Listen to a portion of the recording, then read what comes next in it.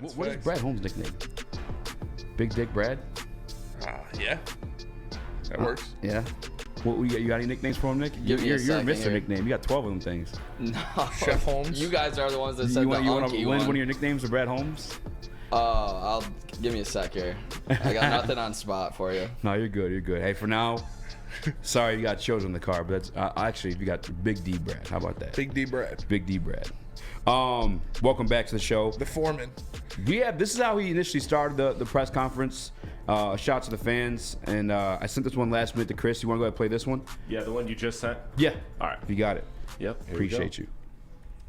They truly did their part, and so much appreciation. Their support is not overlooked, so we want to thank them. And look, this is what I want to tell really our fans is, look, it's only going to get better, okay? We're only going to get better, all right? I don't want anybody to think that this was a one-shot Cinderella magical journey that just happened. No, it's real, all right? This is exactly what it was supposed to happen. And I understand that based on history, from what's happened in the past, like I understand you have a season like this, it's easy to feel like this was kind of a one-shot, magical, lucky, cute story, which I'm tired of hearing. It was none of that. It's easy to think that, but no, every move that me and Dan make, it has been made to sustain what we are building. All right, every single move, and I'll say every single move we make and every single move we do not make is to sustain what we have been building. So it's real. Look, it's all to normalize what we're doing, all right? This is to normalize it. This is an efforts to normalize it. Places Dan's been, it was normalized. Places I've been, it's normalized. That's why we're here. We're bringing this to normalize what this is right now, especially at least put all the efforts into normalizing. I'm calling him Father Holmes. Father Holmes? Because when that man talks, he doesn't just talk, he preaches. And when he talks, people listen. This shit is important, man. This means something to me. Like this shit means something to me, man. You look at it, and this is what I've been trying to say. This is what I've been trying to get out to fans. Like, yeah, awesome. This was a good run, but that cute shit is dead now. Mm-hmm. This isn't a nice story anymore. This isn't an underdog. Oh, the league's against us. This is literally not Detroit versus everybody anymore. It's everybody versus Detroit, because we have expectations, because we are sitting there near the pinnacle. We're right close to the top of Mount Everest. We have our flag in hand, ready to plant it at the summit. And that ends with a Lombardi trophy. And that ends very soon, because this man built this team to last. This man did what we've been waiting for in Detroit for 15 years, to finally be the team that goes from ass to the best in a 2-year period. Best ass. And who delivered that? Yeah, we went from Taylor Swift to Beyonce. Like, you go from no ass to all ass. Like, it's the best ass. And that's what you see it happen in the NFL. When teams just flip the switch and get good and get better overnight. And now it finally happened to the Lions, and they're sustaining stuff because they draft first-team All-Pros, because they draft Rookie of the Year competitors, because they make trades. They bring in a guy who is thrown away, and he turns into a 2-time All-Star, putting up some of the best numbers in the NFC at quarterback. This is what it's like to have a competent front office. This is what it's like to have people in the place that know how to do their job and do it correctly. So shout out to Father Holmes for preaching to everybody, because this cute Detroit Lions team of destiny shit is dead. The Lions are contenders. It's done now, eh? The Lions are Super Bowl favorites. The Lions are going out there and they're going to kick your ass. And not because they're gritty and because they come from behind and when they're down, they'll bite your kneecap. No, because they're the ones doing the stomping. Because they're the ones putting you in the dirt. Because they have the good players, they have the great coaches, and they have one of the best GMs in football. DCP1, big old ghetto booty. Big old ghetto booty. Facts. Hey, Nick, I know you missed this. After hearing, I guess, because that's how you opened. I guess what was your take for? Because I know it's your first time hearing it. Yeah, first take is this dude is extremely confident in himself. Second thing I pulled from that is he's sipping some of MCDC's coffee. Looks like they got a little mixed up. He was fired up, ready to go. Hell yeah. He was ready to take on any names. This dude just has confidence in himself, and you love to see that from the top, your leader in the entire Lions organization.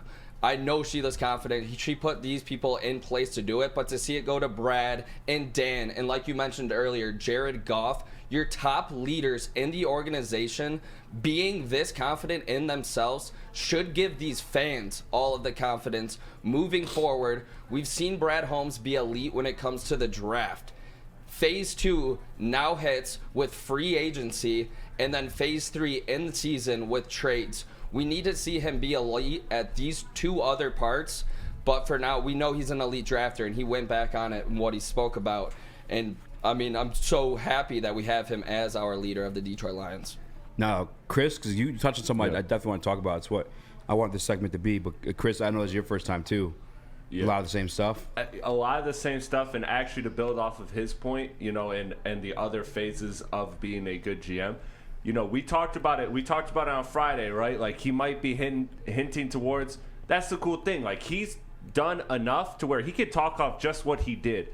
Yeah. But there's that part of me that goes back to that conversation we had Friday, where maybe Mike Payton was hinting at something, some type of big move is in the works. Yeah. And this presser could be, you know, not only just him talking on what he's did so far, but also something could really be around the corner. Like, I can't itch that feeling, and maybe those are two separate things in Brad Holmes' mind right now. Mm-hmm. Maybe he was just focused on the past, but that press conference speaks like he also is confident in what's about to happen, and that's what gets me juiced. That's what gets me really excited. That's a great point too, because we're kind of looking back on like what what he's done. But to come out talking that crazy, unless you right, it's still steaming which he can. He's done enough to be able to talk that way. For sure. But you can't help but after having that conversation we had Friday, you can't help but think, okay, this guy has been clearly steps ahead. There's something there. It's also been a couple weeks since like the season ended, and he's been able to talk that shit. So it's like you're not coming off like fresh off the hype because you've had time to think about it. Like, this press was supposed to take place on Friday. He's relaxed, calmed down. I almost had like the weekend to measure yourself and what you're going to say. No, he's still talking that shit, meaning like he's not necessarily taking a victory lap on what happened in the past, but possibly what's to come. I like the way he spent that, Chris. Damn, you got me excited, man. And it's, you see what he's doing and the track record he's laying down and the pieces he's bringing together. If this man goes out there, he gets a chip. He's the Jack McCloskey. He's the Jimmy Devellano of the Lions. Dominic the Coco. He is. Hey, my paisan Jimmy Devellano took care of business. He went to Russia and stole some motherfuckers for the Red Wings. Like, he is in that breath of team builders, of leaders in the city of Detroit. Like, those two guys, you look at them as probably 1 and 2 of GMs or team builders in the history of Detroit sports. One built the Bad Boys, one built the greatest team in the history of American ice hockey. And both of them have championships to show from it. What Brad is doing right now, where he is building the best roster we have ever seen in Detroit football. You cash in a Super Bowl, you're right up there with them. You know what? I'm gonna save it for the next time.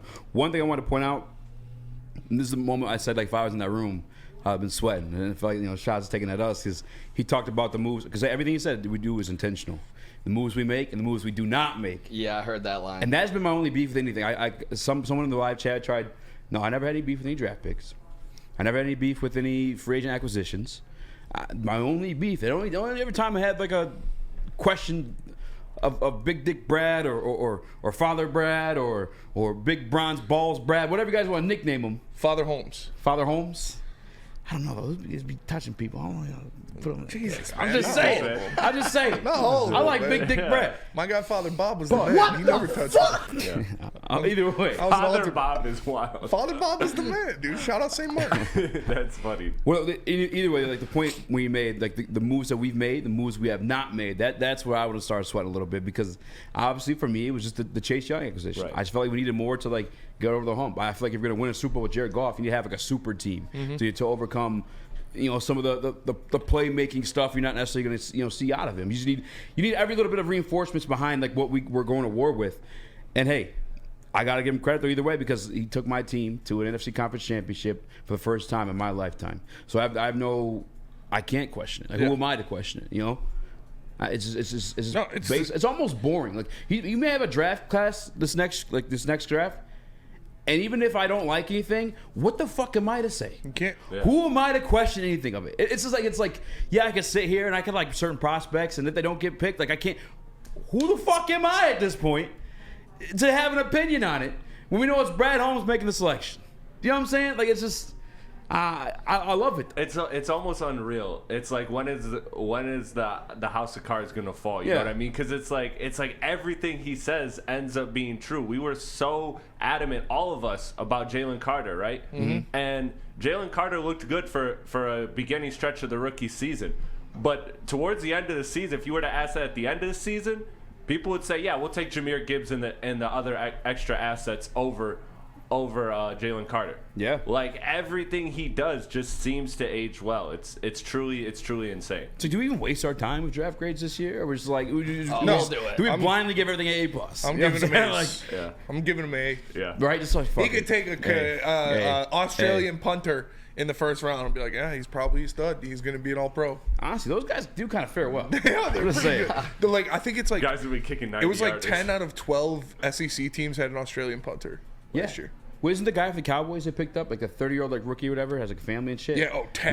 Wasn't he like down. New Zealand or something like that? He's a Kiwi. But I don't think he missed a kick all season. Or if he did, I think he was up into the playoffs. Yeah, Whatever it may have been. Something crazy. It's amazing for once in my life. Like I've experienced this. I didn't experience it with the Pistons, but like my dad, because I wasn't alive for Jack making those picks and building those teams. But I got the tail of it with Jimmy V. I've felt it with Dave Dombrowski with the Tigers, and now I finally have that feeling with the Lions of a guy in the front office who is just going to make the right decision every single time. And you're not worried about him overpaying for a Jamie Collins. You're not worried about him drafting a Tease Tabor. Like, what he does is going to result in wins. It's going to result in great players coming to Detroit, and it's an amazing feeling to have for my favorite team. Like I love I love all sports. I'm a very well-rounded sports fan, but the Lions and football are my favorite, and for them to finally be in this situation, it's such a good feeling.